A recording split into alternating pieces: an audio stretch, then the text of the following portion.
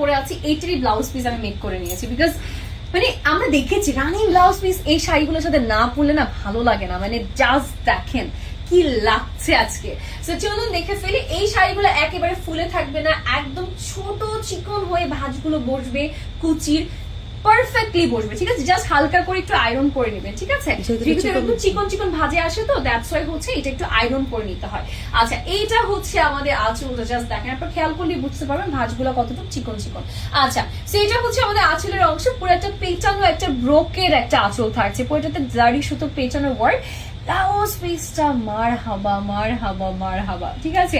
পুরাটা শাড়িতে লিটারালি দেখেন কোনো কাজ নেই, জাস্ট ফ্যাব্রিক আর বর্ডারের কাজের জন্য একটা শাড়ি এতটা সুন্দর হতে পারে, এই শাড়ি না দেখলে আসলে দুই চোখে কেউ বিশ্বাস করতো না।